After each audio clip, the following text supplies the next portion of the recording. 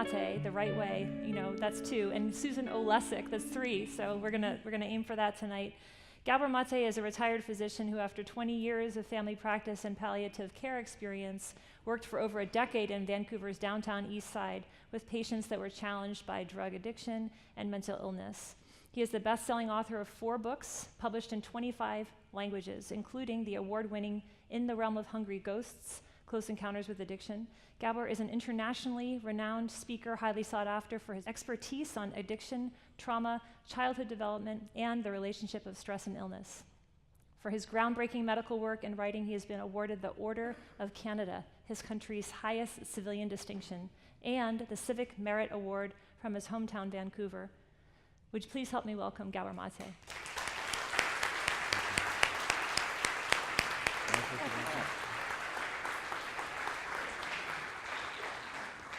So I guess just curiosity-wise, you're a guy who has a lot of invitations to speak at a lot of different places. Why do you want to be in prison tonight?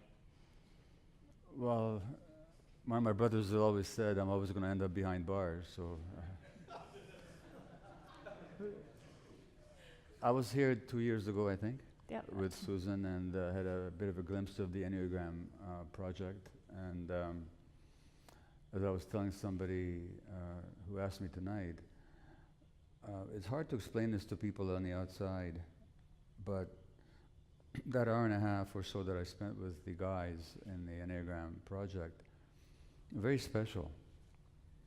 And what made it special was out there in the world, our world is really based on a lot of game playing, a lot of pretense, people being attached to their roles and to their image, how they look to others,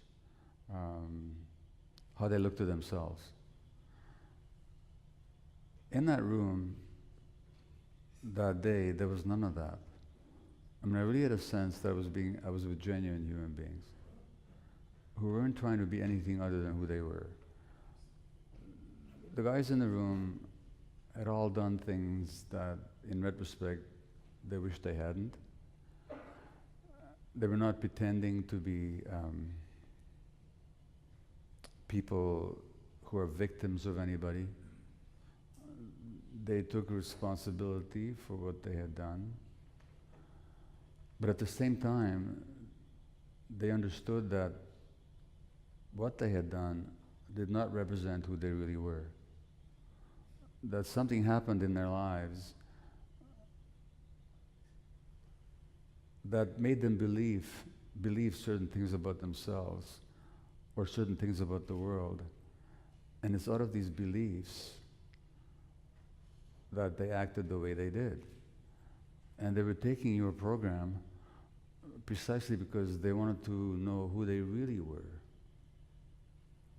Now, you don't meet a lot of people out there in the everyday, workaday world who really want to know who they are and are really committed to finding out. There are some people, of course, thankfully, but society is really based on people pretending to be something that they're not, and trying to live up to expectations, and trying to somehow succeed by presenting the right kind of image to other people, both in their professional or in their personal lives. So it was really instructive and humbling and just lovely, really, to be with a group of men who were just not wanting to play that game anymore with themselves or with anybody else. So if I could use one word to sum up the experience, it was authenticity. And that authenticity was hard-earned. And it's inspiring to be around it. And that's why I'm very glad to be here again tonight, because that authenticity is magnetic. And of course, when you look at the image of prisons and who's in prison that's portrayed in the media or the movies and so on, it's not what you get. What you get is actually people's fears and anxieties and hostility projected onto the image that they have of the people that they've imprisoned. So again, it's a real privilege to meet the real people and not that popular image. So that's in a nutshell. Yeah. Thank you.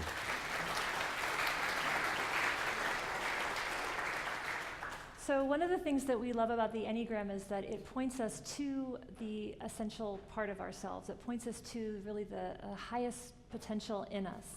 And something that you just said, I think, makes the case for that, which is that when we teach about the Enneagram, so far you've related to type 4. And type 4, you'll hear more about this evening, but 4s come to teach the rest of us about what's meaningful and what's real and what's truthful and what's authentic.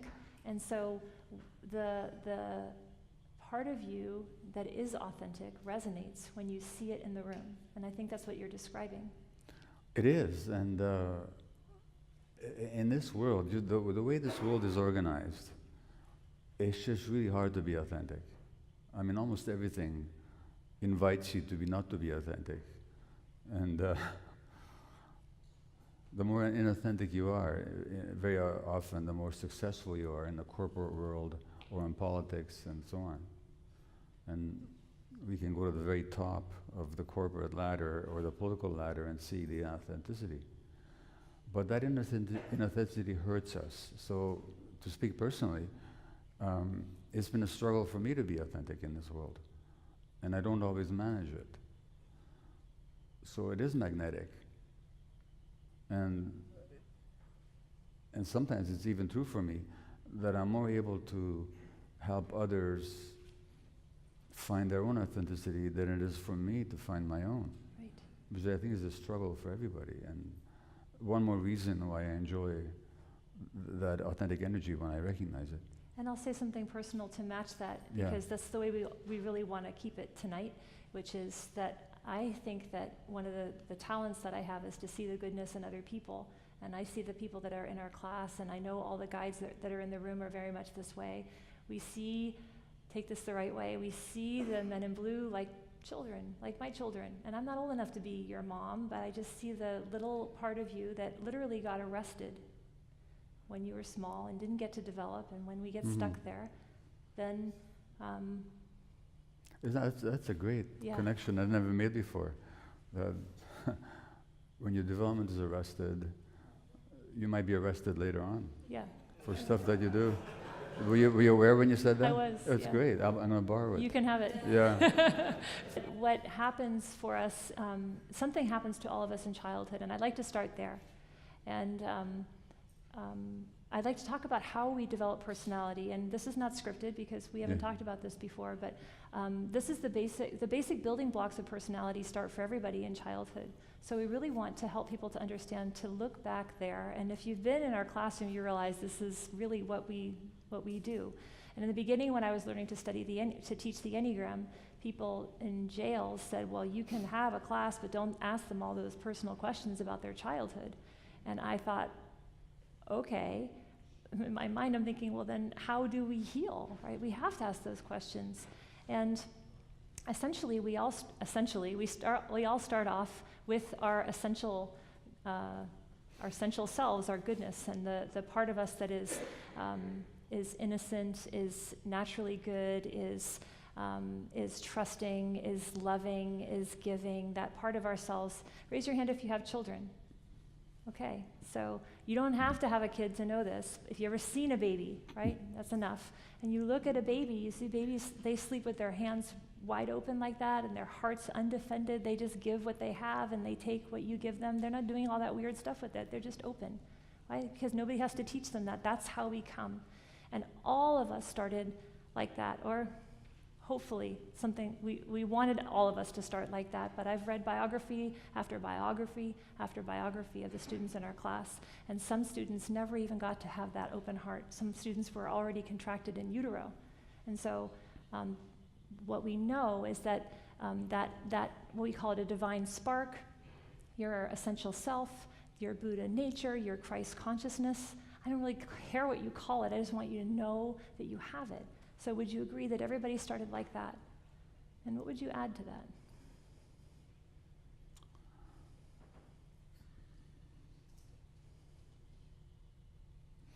Yeah, so most babies are born very open-hearted, very vulnerable, very curious about the world, very excited about their experience, really wanting love and connection.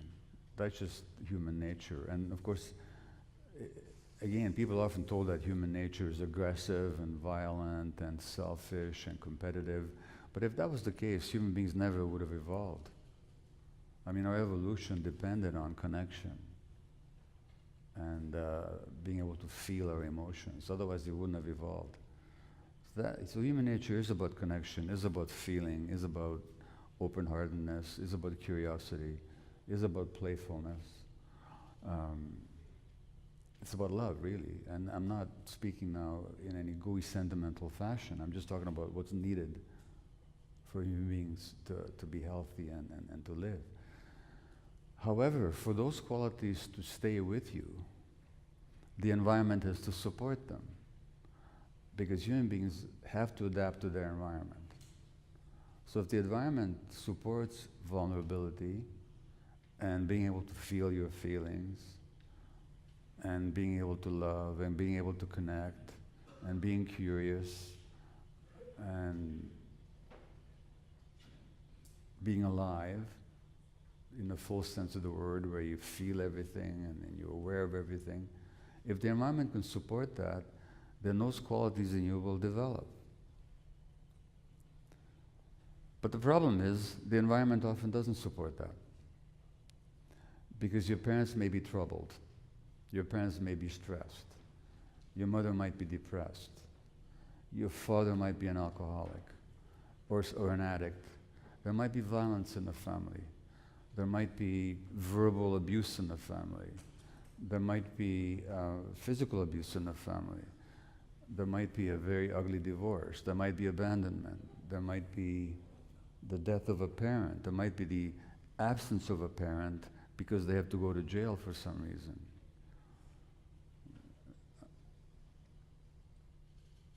Now, when these things happen, they really hurt. The young child really gets hurt, emotionally, sometimes physically. Can I jump in and say something before you go Yeah. too far down that road? Because Yeah. I'm right behind you. Yeah. But I want to also add that we have a temperament, and that's sort of our inborn animal nature. That's just the part of Yeah. you that you can't change or sculpt or make different. That's the part of my middle son where he was just going to push, and if I could have changed that, I would have. Thank God you can't actually change that. That's the part of you that just is. And that part is intelligent. That's the part that knows what Gabor's talking about, when it's safe to be around my caretakers and when it's not. That's the part of you that instinctually moves away when someone's not loving you, or moves towards when it feels like somebody's going to. And that part of you is beautiful and inherent and natural, and everybody has it. The Enneagram is in a circle because all of us have all of it. And that's the beauty. It's the law of one. You have this cool quote from the Buddha. What does he say? So he's talking about the interconnection between everything. That's the one. He's talking about the Buddha 2,500 years ago, talked about what he called the interconnected core rising of phenomena, which just means that everything is related to everything else. Now, yesterday morning I was giving a talk up in Vancouver, where I live, to a group of Canadian Indians. We don't call them Indians, they call themselves First Nations people. And because they're not from India, by the way. Indian is just, you know this, but Indian is just, when the white men first arrived in North America, they thought they'd arrived in India, because that's what they were looking for. They weren't looking for North America, they didn't know it existed. They were trying to get the riches of India. So when they arrived here, they saw these brown-skinned people, they called them Indians. Nothing to do with India. Anyway, so in Canada, they call themselves First Nations people. And they have a saying, all my relations. It's a greeting, all my relations. So when they greet each other, they say, all my relations. And what they mean by that is that everything is connected to everybody else. So they're related to one another, they're related to their families, their culture, their nation, nature, the whole world. And this idea of everything being connected, although scientifically it's been proven to be true, is not accepted in Western society. So the Buddha said 2,500 years ago to contemplate the interconnection between everything. And he said, think of a leaf or a raindrop. And think of all the conditions, he said, that are necessary for that leaf or a raindrop to exist. So when you and I look at a leaf, with our Western minds, we tend to see a beautiful object. But it's a separate object. We only see the leafness of the leaf. We see it as a distinct entity. But really, the Buddha says, the leaf contains the sky, because the irrigation that goes into it comes from the sky, and then the leaf contains the sun, because without the sun, there'd be no light to sustain a leaf, and the leaf contains the earth. So imagine being able to look at something and not just see it as a separate object, but as representing the interconnection of everything. Mm-hmm. And then he said, without the many, there cannot be the one, and without the one, there cannot be the many. Mm-hmm. So when it comes to child development, that child contains everything and everybody, including the generations that went before him or her. And that really affects their development. And I think if you were to ask me the same question I asked you about why teach in prison, it's because of the quote that you're describing so beautifully, that the one contains the many and the many contains the one. And until we're all healed and whole, then really our society has its fabric is torn. And we know that to be true. So when you guys do the hard work inside the programs that you're taking and you heal a part of you, you actually send out a ripple into the rest of the world, because that's how energy works.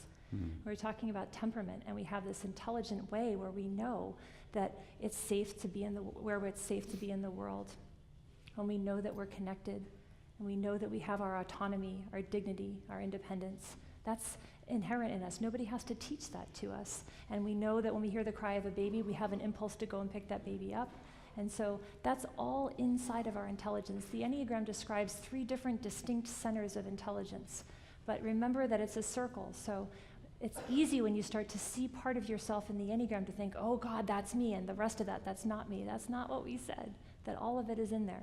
But the 3 different intelligences I just want to highlight, because we're going to come back to them this evening. One of them is that we have an instinctual intelligence in our gut. We know things without thinking, without feeling. We just know. And you walk into a room, you know it's not safe, you might take a step back, right? That's part of that temperament that's in you, that intelligence that's in you. And one of the main instincts that we have is anger.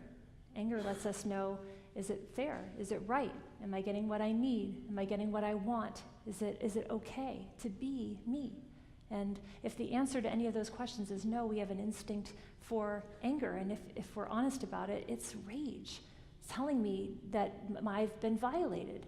And many, I would dare to say most of us in this room have experienced that early on in our lives.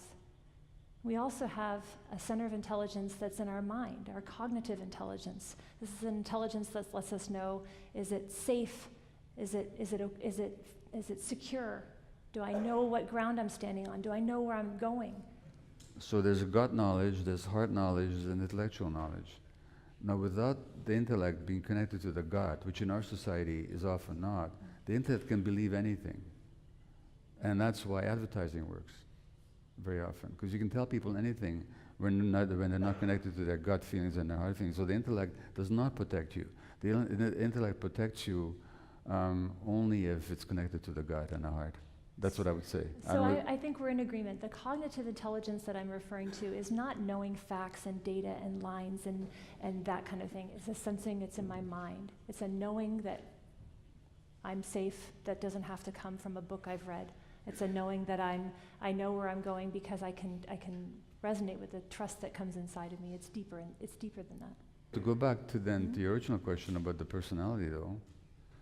So these hurts happen, and you get wounded. Now there's a word called trauma. The word trauma comes from a Greek word for wounding, for wound. So we get wounded, we get traumatized. Now trauma is not what happens to you, but what happens inside you as a result of being wounded. So when you get wounded physically, if I cut your skin, or if you cut your skin, what's going to happen? You're going to get a scar. The deeper the cut, the deeper the scar. Now scar tissue protects you, and it welds together the cut part, but the scar tissue is also hard. It's not flexible, and it doesn't have sensation.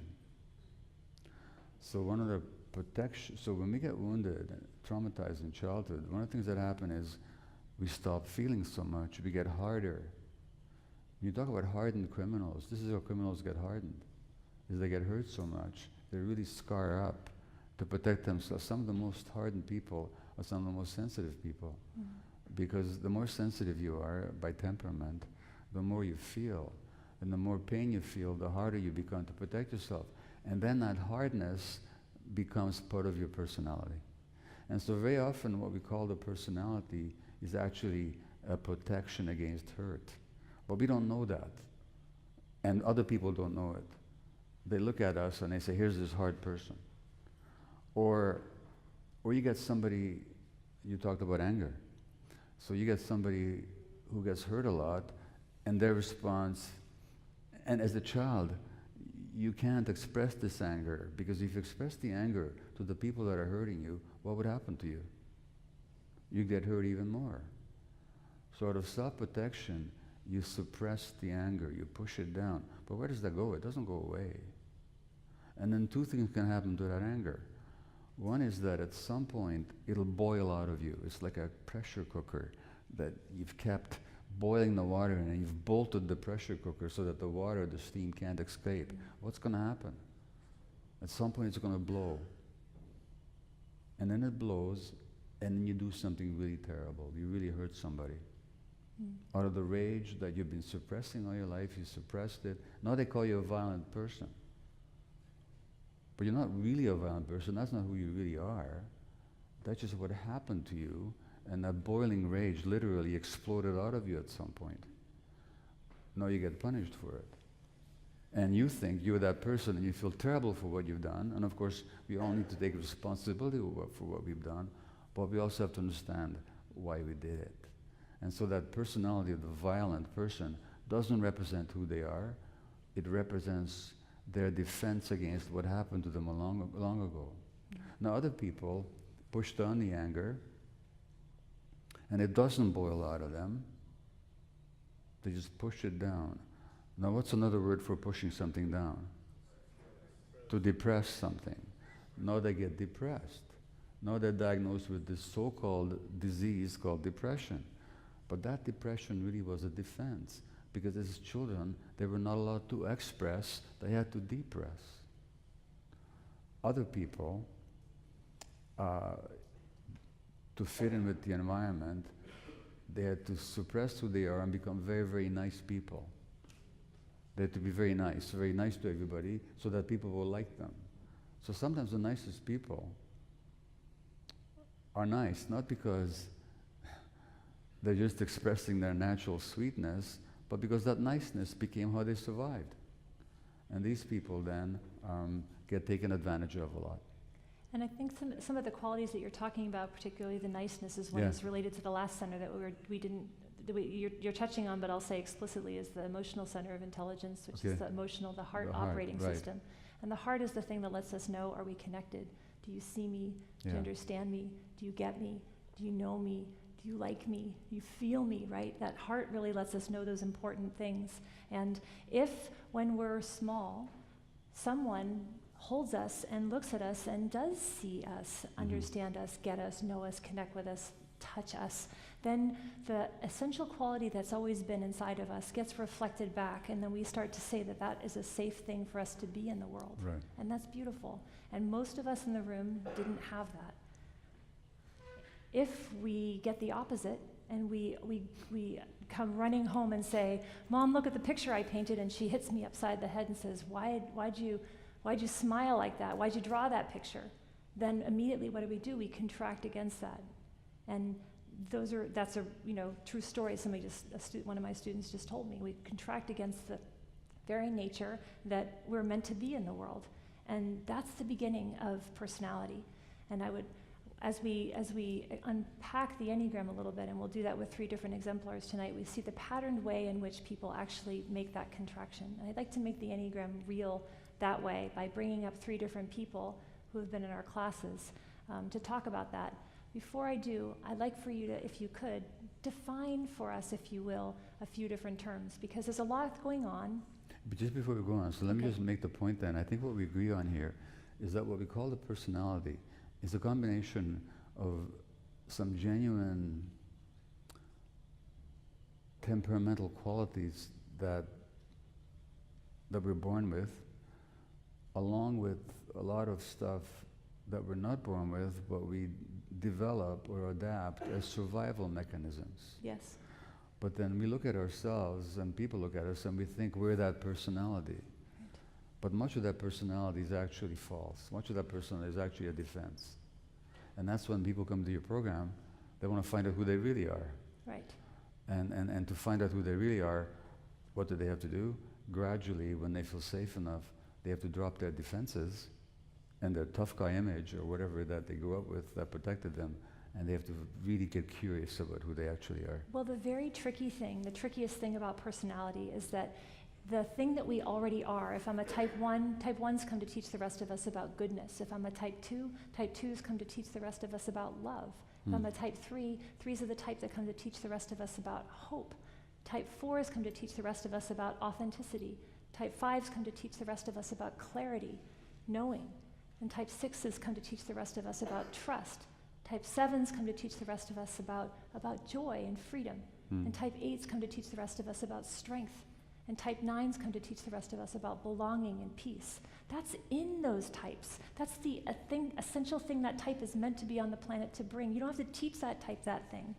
But if I am not allowed to be that, then I contract against my own nature, and what I imitate instead is that quality.